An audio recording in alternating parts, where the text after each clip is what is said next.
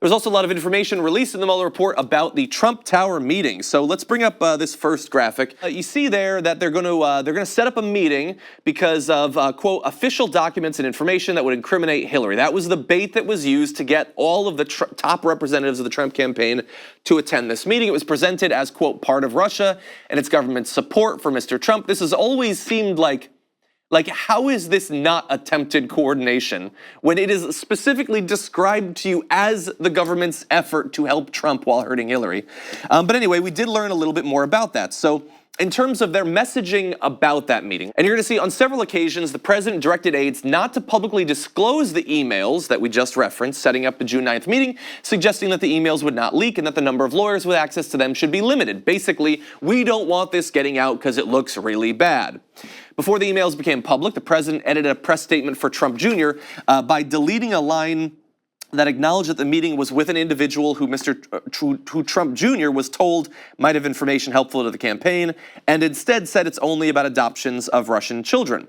When the press asked questions about the president's involvement in Trump Jr.'s statement, the president's personal lawyer repeatedly denied the president had played any role. So they tried to hide the emails from coming out. When eventually a statement was going to be released, Trump Jr. did mention he wanted to. In his first draft, he wanted to mention that there was talk of getting information that could be harmful to Hillary Clinton. Donald Trump then went in and overrid him.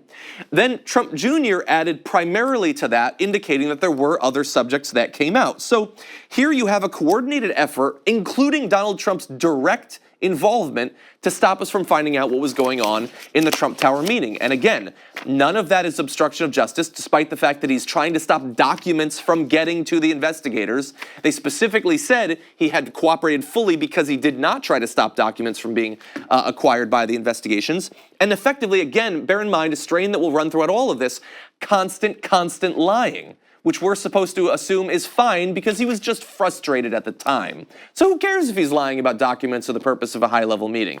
He was just frustrated at the time.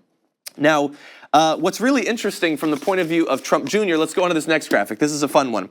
On the facts here, the government would unlikely be able to prove beyond a reasonable doubt that the June 9th meeting participants had general knowledge that their conduct was unlawful. The investigation has not developed evidence that the participants in the meeting were familiar with the foreign contribution ban or the application of federal law to the relevant factual context. The government does not have strong evidence of surreptitious behavior or efforts at concealment at the time of the June 9th meeting, while the government has evidence of later efforts to prevent, unfortunately we cut that off. The important part is already there though. What they're saying is that Don Jr. isn't necessarily guilty of any crime because there's no reason to believe that he knows enough about the law to know that he was going to be breaking the law. So effectively, he's too dumb to be a criminal. That is what they're saying. And I really find it interesting that they stress that there's no evidence of surreptitious behavior at the time of the meeting. Well, yeah, kind of not, since nobody knew about it at that point. But as soon as it started to be revealed that something might be there, they began lying about it and continued to lie about it. And again, we're supposed to just pretend that that's totally cool and not a big issue. I still think it's a significant issue and one that certainly needs to be stressed and talk about this in the future. Thank you very much for watching this clip from the Damage Report. If you liked it, don't forget to subscribe to this channel and ring the bell on YouTube to get notifications of our new videos. And of course, you can catch the full Damage Report live every weekday at 1 p.m. Eastern, 10 a.m. Pacific on TYT Network on YouTube TV.